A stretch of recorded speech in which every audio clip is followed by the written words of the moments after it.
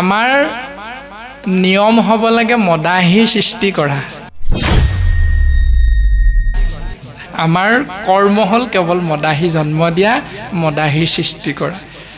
এইটো নিয়ম আমি যদি পালন কৰোঁ তেতিয়াহ'লে নিশ্চয় জানিব আমি সমস্ত জনা ঈশ্বৰৰ কৃপাৰ পাত্ৰ হৈ এই সংসাৰৰ পৰা সুন্দৰভাৱে তৰি যোৱাৰ পথটো আমি দৰ্শন পাই যাম। ৰাম ইহাতে সে আমাৰ মিলিল মহাভাগ, তুমি হেন মহন্তক পাইলো ভাগ্যে লাগ। যত স্বৰ্গ সুখ যিটো মুখ সুখ মূল, ভকতৰ সংগৰ অল্প কোনোহি তুল।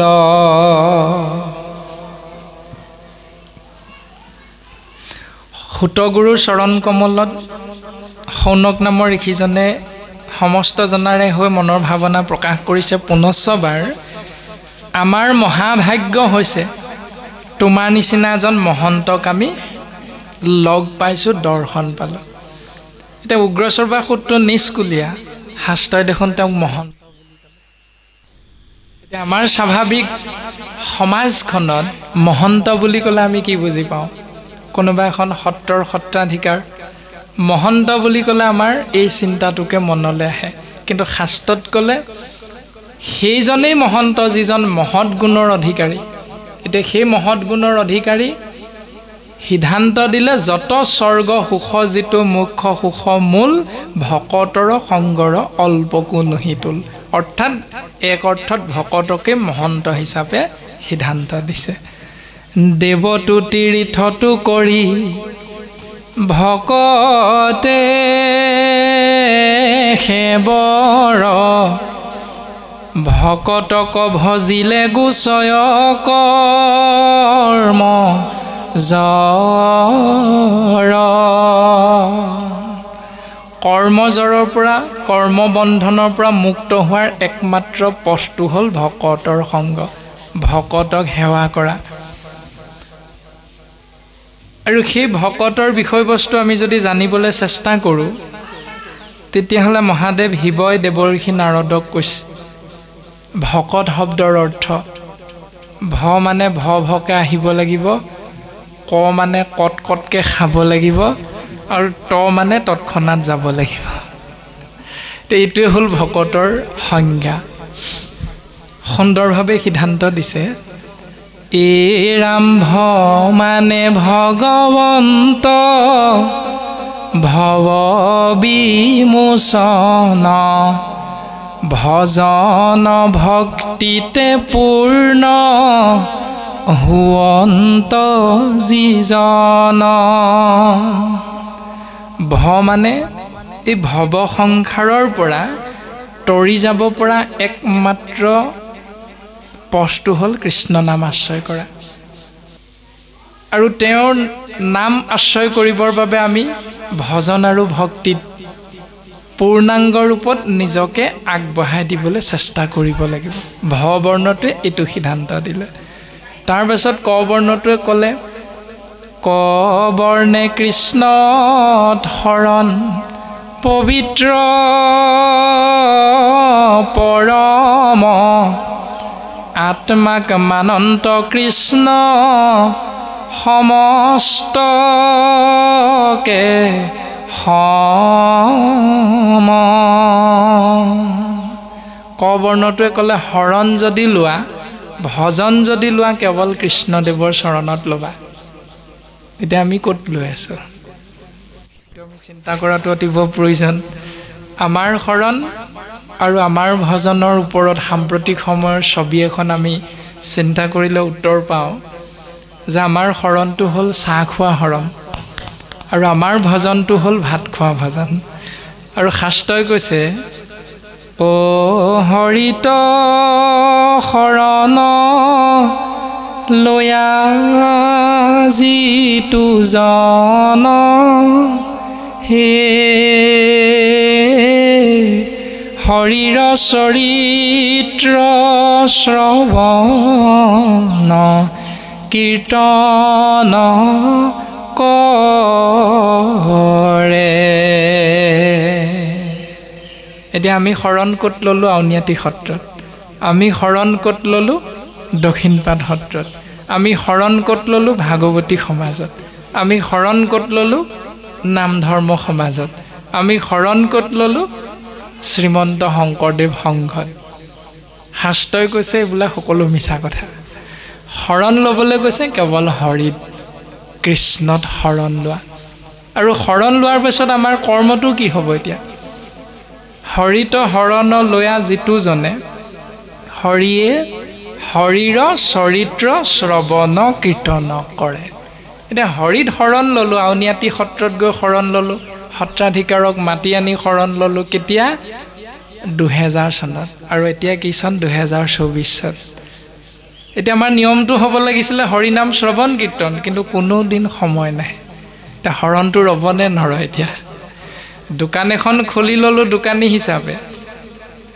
30 দিনৰ দোকানখন খুলিব লাগিছিল, কিন্তু 30 দিনৰ ভিতৰত 2 দিন খুলি 28 দিন বন্ধ কৰি ৰাখিলোঁ। বিস্কুট আলু দাইলৰ কি অৱস্থা হ'ব? স্বাভাৱিকতে সি নষ্ট হ'ব, গেলি যাব। সেইকাৰণে প্ৰত্যেক দিনাই যদি দোকানখন খুলি থকা যায়, তেতিয়াহ'লে দোকানখনৰ বিক্ৰীও সুন্দৰভাৱে হৈ থাকিব আৰু বস্তুবিলাকো লোকচানৰ পৰা আপুনি মই বাচি থাকিব পাৰিম। ঠিক তেনেকৈ হৰিত শৰণ লোৱাৰ লগে লগে প্ৰত্যেক দিনা আমি গুৰু সেৱা কৰাটো শাস্ত্ৰই আমাক সিদ্ধান্ত দিছে। আৰু গুৰু সেৱা কৰিবৰ বাবে আমি ৰাজহুৱা নামঘৰ ভাগলৈ যিহেতু সদায় যাব নোৱাৰোঁ, সেইকাৰণে আমাৰ গৃহত গুৰুজনাৰ সিদ্ধান্ত মৰ্মে গুৰু গৃহভাগী নিৰ্মাণ কৰাটো শাস্ত্ৰই আমাক সিদ্ধান্ত দিছে। যদি গুৰু গৃহভাগী নিৰ্মাণ কৰি লওঁ, সৰুকৈ হ'লেও আসনভাগী যদি প্ৰতিষ্ঠা কৰি লওঁ, তেতিয়াহ'লে যাত্ৰাৰ সময়তো প্ৰত্যেক দিনাই আমি তাতেই মূৰটো দুৱাই যাব পাৰিম। কাৰণ যিজনে হৃদয়ৰ মাজত থাকি সমস্তকে কৃপা কৰি আছে, সেইজনক যদি চিন্তা কৰিবলৈ আপোনাৰ মোৰ সময় নাই, তেতিয়াহ'লে আমি এইখন সংসাৰত জীয়াই থকাৰো আমাৰ কোনো অধিকাৰ নাই। কাৰণ সেইজনৰ কৃপাৰ বশতহে আমি সমস্তই সুন্দৰভাৱে এটা সুন্দৰ জীৱন লাভ কৰিব পাৰিছোঁ। আৰু তাকেই সিদ্ধান্ত দিছে মানে ভগৱন্ত ভৱ বিমোচন, ভজন আৰু ভক্তিত পূৰ্ণ হোৱন্ত যিজন। এতিয়া আমি ভজন ল'লোঁ, শৰণ ল'লোঁ, এতিয়া তাক ৰাখিছোঁ ক'ত? আমি প্ৰত্যেক দিনাই পুৱা গধূলি নিয়ম আছে, ভজনৰ ব্যৱস্থাত সুন্দৰভাৱে নিয়ম দিছে। এতিয়া পালন ক'ত কৰিছোঁ? যদি আমাৰ গৃহত পালন কৰিবলৈ গুৰু গৃহই নাই।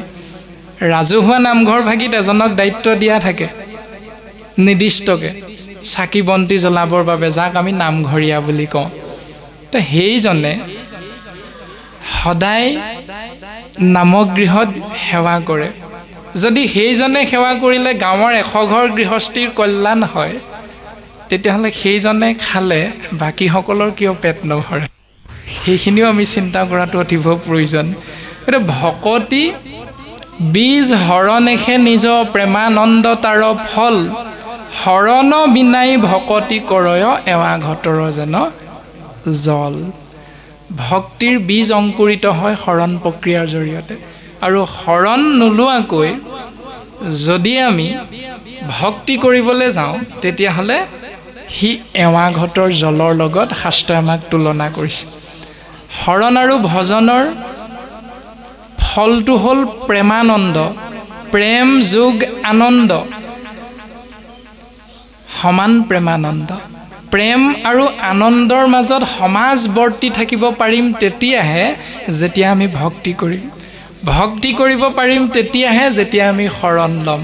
আৰু শৰণ আশ্ৰয় নকৰাকৈ যদি ভক্তি কৰিবলৈ যাওঁ, তেতিয়াহ'লে এৱা ঘটে যি ধৰণে গাখীৰ আৰু পানী ভৰাই দিলে সি ধৰি ৰাখিব নোৱাৰে, ঠিক তেনেকৈ শৰণ বিনাই ভকতি কৰা ব্যৱস্থাটো শাস্ত্ৰই আমাক ককৰ্থনা কৰিছে। গতিকে শৰণ বাধ্যতামূলক, শৰণ আমি ল'বই লাগিব।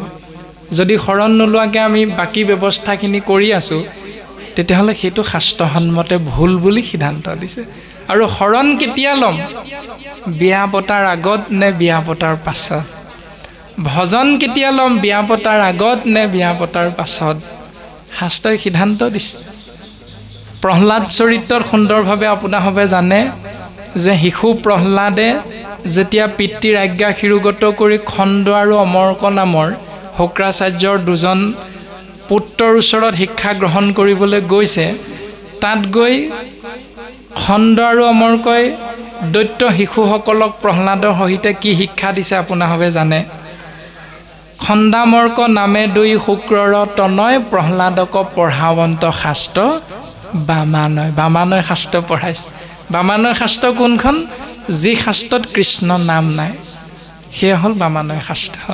এতিয়া আমিও যদি অনুষ্ঠানবিলাক কৰোঁতে কৃষ্ণক প্ৰাধান্যতা নিদি বাকীখিনি আমি কৰি থাকোঁ, সেয়া বামানয় অনুষ্ঠান, মানে সকাম কৰ্ম বুলি কয়।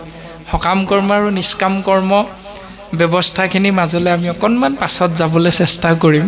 শিশু প্ৰহ্লাদে শৰণৰ ব্যৱস্থাটোৰ কথা কৈছে। ৰাম মনুষ্যৰ আয়ু শত বৰিষ সংখ্যাত, অৰ্ধেক বিফলে যায় জানিবা নিদ্ৰাত। মানুহৰ বয়সটো কলিযুগত 100 বছৰ। সেই 100 বছৰীয়া জীৱনটোত অৰ্ধেক বিফলে যায় জানিবা নিদ্ৰাত। অৰ্ধে মানে আধা, 100ৰ আধা 50 নিদ্ৰাত যায় বুলি কৈছে। নিদ্ৰা মানে শুই থকা। দুই ধৰণে চিন্তা কৰিলে উত্তৰ পাওঁ। এক হ'ল 12 ঘণ্টা দিন, 12 ঘণ্টা ৰাতি। তেনেকৈ হিচাপ কৰিলে 100 বছৰত 12 ঘণ্টা দিন, 12 ঘণ্টা ৰাতিকে হিচাপ কৰিলেও 50 বছৰ দিন হৈ থাকে, 50 বছৰ ৰাতি হৈ থাকে। আৰু অন্যফালে যদি আমি হিচাপ কৰোঁ যে 100 বছৰীয়া জীৱনটো আধাটো অজ্ঞান আন্ধাৰত আমি শুই থাকোঁ বুলি কৈছে, ডুব খাই থাকোঁ বুলি সিদ্ধান্ত দিছে। অজ্ঞানতাত থকা মানে শুই থকা বুলি সিদ্ধান্ত দিছে। তাৰপিছত বাকী 50 বছৰ কেনেকৈ যায়? বৰিষ বিংশতি জানা যায় উমলন্তে, নেও দশ যায় জানা ধন উপাৰ্জনতে। 20 বছৰ ধেমালি ধুমুলা কৰোঁতে যায়, 10 বছৰ ধন ঘটোতে যায়। 50, 20, 70, 70, 10, 80 থাকিল 20 বছৰ। সৰ্বশেষে বৃদ্ধকাল বৰিষ বিংশতি, একো কাৰ্য সাধিবেক নাহিকে শকতি। একেবাৰে শেষৰ 20টা হ'ল বৃদ্ধকাল। কিবা এটা কৰোঁ বুলিলে আমি সহজতে কৰিব নোৱাৰোঁ। চকীখনত বহি থাকিলেও আমাক কোনোবাই দাঙি দিলেহে আমি উঠিব পাৰোঁ। এনেকুৱা এটা অৱস্থাত আমি গৈ উপনীত হ'ব লগা হয়। কিন্তু মনটো কেতিয়াও বুঢ়া নহয়, শৰীৰটোহে আমাৰ বিনাশ হয়, আত্মা কিন্তু অবিনাশী। সেইকাৰণে আমাৰ 80 বছৰীয়া 90 বছৰীয়া দেউতা এজনক পালে আমাক সোধে, আপোনাৰভাৱে জানে সমাজ ব্যৱস্থাৰ নিয়ম, বোলে সোণটো তোমাৰ ঘৰ ক'ত, আমুকত। এনেধৰণে আমি ইজনে সিজনক আলোচনা কৰোঁতে বোলে আমুকত নেকি? সেই তাতে মোৰ লগৰ ল'ৰা এজন আছে, তাৰমানে তেওঁৰ বয়স 90 বছৰ, অথচ তেওঁৰ মনটো কিন্তু এতিয়াও কোমলীয়া। তাৰমানে মোৰ লগৰ ল'ৰা এজন আছে তাত। এতিয়াও যেন আমি লৰাই হৈ আছোঁ, তেনেকুৱা ভাৱনাটো প্ৰকাশমান হয় মুখেৰে। এতিয়া শেষৰ 20টা বছৰ বৃদ্ধকাল। এতিয়া আমি যদি চিন্তা কৰোঁ 100 বছৰীয়া জীৱনটোৰ দৰ্শনটো, 50 বছৰ অজ্ঞান আন্ধাৰত শুই থাকিলোঁ, 20 বছৰ ধেমালি ধুমুলা কৰিলোঁ, 10 বছৰ ধন ঘটিলোঁ, বাকী 20 বছৰ বৃদ্ধকাল বুলি কৈছে। এতিয়া হৰণ কেতিয়া ল'বলৈ ক'লে প্ৰহ্লাদে, ভজন কেতিয়া ল'বলৈ ক'লে? যেতিয়া দৈত্যৰ কুলত প্ৰহ্লাদে শিক্ষা গ্ৰহণ কৰিছিল, তেতিয়া প্ৰহ্লাদৰ বয়স হয়তো 10ৰ পৰা 14 বছৰ সেই মুহূৰ্তত। আৰু সেইখিনি সময়ত প্ৰহ্লাদে দিয়া সেই জ্ঞান আমি যদি চিন্তা কৰোঁ, তেতিয়াহ'লে আমি উত্তৰটো পাম। হেন জানি শিশু হ'ব এৰায়া নকৰ্ম, ধৰিও কুমাৰ কালে ভাগৱত ধৰ্ম। কুমাৰ কালৰ পৰাই ভাগৱত ধৰ্ম আশ্ৰয় কৰা। এতিয়া ভাগৱত ধৰ্ম কি? বিভিন্ন ধৰণে ভাগৱত ধৰ্মৰ বিষয়বস্তু প্ৰকাশ কৰিছে। নিমি নামৰ ৰজাজনৰ আগত সিদ্ধান্ত দিছে।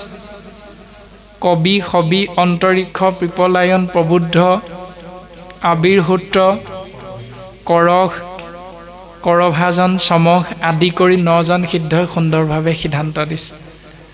আপুনি আচৰি ধৰ্ম আনকো শিকাই সেহি ভাগৱত ধৰ্ম জানা নিমিৰাই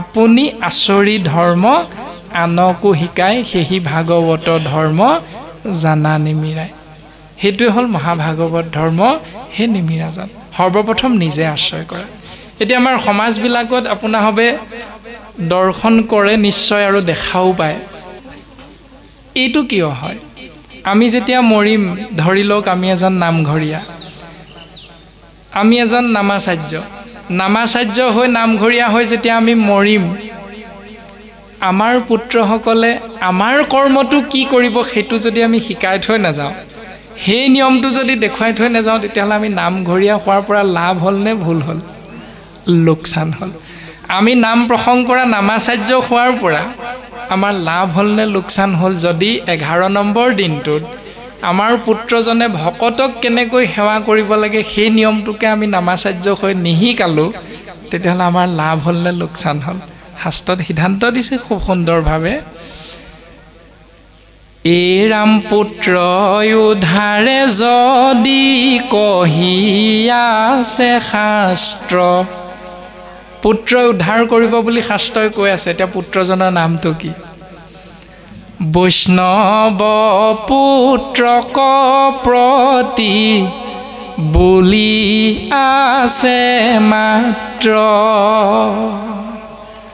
আপুনি মই বৈষ্ণৱ হলো আপোনাৰ মোৰ পুত্ৰ কিন্তু অসুৰ হ'ল এটা আপুনি মই তৰিম নে নতৰিম কাৰণ পুত্ৰই ভুল নিয়ম কৰিব আপুনি মই শুদ্ধ নিয়মত চলি আছো এই শুদ্ধ নিয়মত চলুতে আমাৰ সমাজত আমি নিজৰ পুত্ৰসকলকো যদি গাঁৱৰ বাকি সকলকো যদি সেই নিয়মটো শিকাও আপুনি আচৰি ধৰ্ম আনকো শিকায় সেহি ভাগৱত ধৰ্ম জানা নিমিৰাই আমি যদি কওঁ নাই নাই নাই তই শৰণ লোৱা নাই এখিলে নাহিবি তেতিয়াহ'লে সেইজন কেতিয়াও জীৱনত আমাৰ সংগলে নাহে যদি আমি কওঁ নাই নাই নাই তুমি শৰণ লোৱা নাই তুমি চাহ দিব নোৱাৰিবা এনেকৈ তুমি ৰিহাখন পিন্ধি আহা আদি আদি নীতি নিয়মৰ মাজতেই যদি আমি আবদ্ধ হৈ থাকোঁ নাই নাই ইয়াত মহিলাৰ স্থান নাই ইয়াত আইসকল বহিব নোৱাৰিব ইয়াত কেৱল শৰণ ভজন পৰমাৰ্থিক তত্ত্বৰ ভকত কেইজনহে ইয়াত বহিব পাৰিব বাকীসকল বহিব নোৱাৰে এনেকৈ যদি সমাজখন আমি ভেদ কৰি কৰি গৈ থাকোঁ বয়সক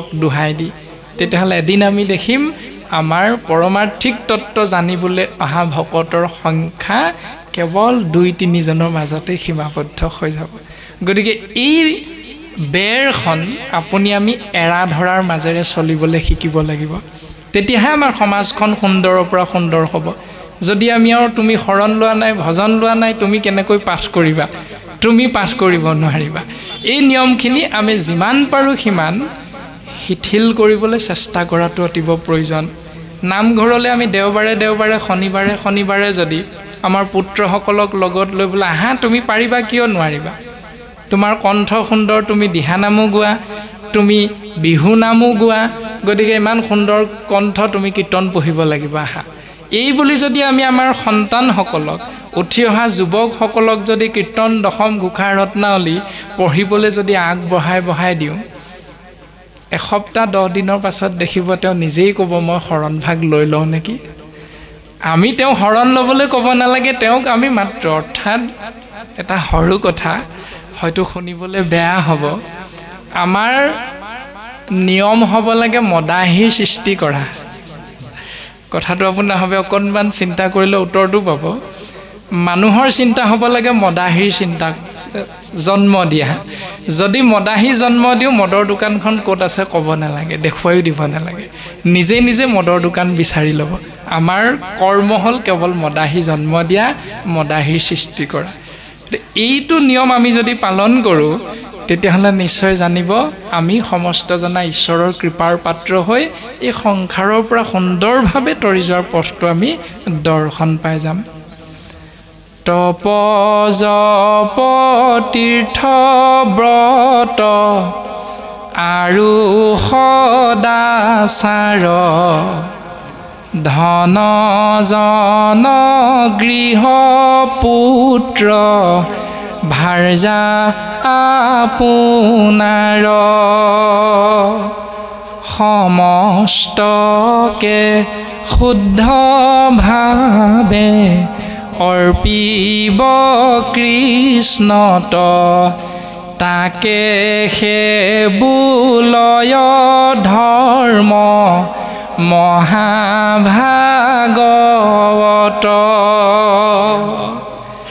ইয়াকে মহাভাগৱত ধৰ্ম বুলি কৈছে যে তপ জপ তীৰ্থ ব্ৰত সদাচাৰ ধন জন গৃহ পুত্ৰ ভাৰ্যা আপোনাৰ সমস্তকে শুদ্ধভাৱে কৃষ্ণত অৰ্পণ কৰিবলৈ কৈছে। এতিয়া ভাৰ্যা মানে কি? পত্নী। আৰু বাকী পুত্ৰ কন্যাৰ কথা আমি সমস্তই জানো। এতিয়া সেই পুত্ৰ কন্যা পত্নীৰ আশ্ৰয় কৰিবলৈ এজন যুৱকে যেতিয়া চিন্তা কৰিব বিয়া কৰিবৰ বাবে, তেতিয়া বিয়া কৰোৱাৰ নিয়মটো আমি সকলোৱে জানো। আশীৰ্বাদ দিয়ে ভকতে কি বুলি বিয়া পতাৰ পাছত? হৰ গৌৰী বসতি হওক। কইনাই বুলি আশীৰ্বাদ দিয়ে নে? হৰ গৌৰী বসতি হওক। আৰু দৰাক কি বুলি কয়? বিষ্ণু। কন্যাগৰাকীক কি বুলি কয়? পত্নীগৰাকীক লক্ষ্মী। তো লক্ষ্মী বিষ্ণুৰ মিলন হৈছে দৰা কন্যাক সেই বুলি আশীষ প্ৰদান কৰে আৰু তেওঁলোকৰ মাজত হৰ গৌৰী বসতি হওক বুলি কয়। এতিয়া তেওঁলোকৰ বিয়াখন পাতি দিবলৈ যাওঁতে ভাগৱত ধৰ্মৰ মাধ্যমেৰে আমি বিয়াখন পাতিছোনে নাই পতা? শাস্ত্ৰইটো কৈছে সেইটোৱে ভাগৱত ধৰ্ম। শুদ্ধভাৱে অৰ্পিলে সমস্তকে কৃষ্ণত, কৃষ্ণত সমস্তকে শুদ্ধভাৱে অৰ্পণ কৰিবলৈ কৈছে। এতিয়া কৰিছোনে আপুনি? আমি চিন্তা কৰিলে উত্তৰ পাম। দ্বিতীয়তে সন্তান এটি জন্ম হোৱাৰ লগে লগে সেই সন্তানটি হ'ল দেৱশিশু। এতিয়া দেৱশিশুটিক এইখন পৃথিৱীলৈ পিতৃ মাতৃয়ে অনাৰ পাছত সংস্কাৰ কৰ্ম শুদ্ধিকৰণ কৰিবলৈ যাওঁতে আমাৰ নিয়ম কেনেকুৱা? গৰ্গ ঋষিয়ে কৃষ্ণৰ জাত কৰ্ম কৰিছিলে, আমি সকলোৱে জানো, সেয়া শাস্ত্ৰসন্মত। আৰু জাত কৰ্ম কৰি গৰ্গ মুনিয়ে নামটো কি দিছিল? কৃষ্ণ। কাৰণ যুগৰ বলেৰে তেওঁ দৰ্শন পাইছিল বৈকুণ্ঠাধিপতি সেই পৰম সত্য তত্ত্বই আহি ইয়াত অৱতাৰ ধাৰণ কৰিছে আৰু সেইকাৰণে তেৰাৰ সেই নামটোকে গৰ্গ মুনিয়ে প্ৰকাশ কৰি দিছে, নাম হ'ল কৃষ্ণ। এতিয়া সেই জাত কৰ্মৰ নিয়ম আমি কৰা জাত কৰ্মৰ নিয়মৰ লগত মিলিছে নাই? যদি নাই মিলা সি কেতিয়াও ভাগৱত ধৰ্ম নহয়, আৰু যদি মিলিছে তেতিয়াহ'লে সেয়া ভাগৱত ধৰ্ম হয় আৰু সেইটো শুদ্ধ কৰ্ম। তাৰ পাছত জল পুষ্প ফল মূল খাদ্য দ্ৰব্য যত অন্ন আদি কৰি সবে অৰ্পিব কৃষ্ণত। এই সকলোখিনি কৃষ্ণত অৰ্পণ কৰিবলৈ কৈছে। এতিয়া এইখিনি কৃষ্ণত অৰ্পণ কৰিলেহে তাকেহে বোলয় মহাভাগৱত ধৰ্ম। সেইখিনিক মহাভাগৱত ধৰ্ম বুলি কৈছে। এতিয়া জল মূল ফল পুষ্প খাদ্য অন্ন আদি সমস্তকে শুদ্ধভাৱে কৃষ্ণত অৰ্পণ কৰিবলৈ কৈছে। এতিয়া সেইখিনি অৰ্পণ কৰাৰ ক্ষেত্ৰত আমি যদি চিন্তা কৰোঁ, সিদ্ধান্নমুঠি ৰন্ধন কৰিবলৈ যাওঁতে আইগৰাকীয়ে কেইমুঠি চাউল পাত্ৰটোত দিয়ে? সমাজ বিশেষে 3 মুঠি, সমাজ বিশেষে 4 মুঠি। এতিয়া গুৰুজনাই দিয়া ধৰ্ম দৰ্শনত 3 নে 4? যদি গুৰুজনাই দিয়া ধৰ্ম দৰ্শনত 4, তেতিয়াহ'লে আমি যদি 3 মুঠি দি আছোঁ, এইটো শাস্ত্ৰৰ লগত নাই মিলা, এইটো ভুল হৈ আছে। গুৰুজনাই কৈছে গুৰু দেৱ নাম ভকত 4ক 1 বুলি কৈছে পৰম ব্ৰহ্ম কৃষ্ণ তত্ত্ব। আমাৰ কোনো কোনো সমাজত ব্ৰহ্মা বিষ্ণু শিৱ বুলি 3 মুঠি দিয়ে। গতিকে সেয়া কেতিয়াও শুদ্ধ নহয়, শাস্ত্ৰৰ সন্মত নহয়। গতিকে সেই ব্যৱস্থাখিনি আমি চিন্তা কৰাটো অতিব প্ৰয়োজন। তাৰ পাছতে সেইগৰাকী আয়ে ৰন্ধন কৰ্ম কৰাৰ পাছত বাপজনক অৰ্থাৎ স্বামীজনক দিয়াৰ আগতেই আহাৰ গ্ৰহণ কৰে নে স্বামীজনক দিয়াৰ পাছত আহাৰ গ্ৰহণ কৰে? প্ৰত্যেকটো কথা শাস্ত্ৰই আমাক সুন্দৰভাৱে দৰ্শন কৰাইছে, যাক মহাভাগৱত ধৰ্ম বুলি সিদ্ধান্ত দিছে। গতিকে মহাভাগৱত ধৰ্ম কেৱল কোনোবা সমাজত গৈ আমি শৰণৰ কথা কেইটামান লৈ আহিলোঁ আৰু সেইকেইটাকে জাপি থৈ দিলোঁ, এইটো শৰণ বুলি নাই কোৱা, এইটোক ভাগৱত ধৰ্ম বুলি নাই কোৱা। প্ৰত্যেকটো চিন্তা শাস্ত্ৰই আমাক সুন্দৰভাৱে দৰ্শন কৰাইছে। প্ৰহ্লাদে কৈছে, সেন জানি শিশু হ'ব এৰা আন কৰ্ম ধৰিও কুমাৰকালে ভাগৱত ধৰ্ম। কুমাৰ কালৰ পৰাই ভাগৱত ধৰ্ম আশ্ৰয় কৰিবলৈ আমাক সিদ্ধান্ত দিছে।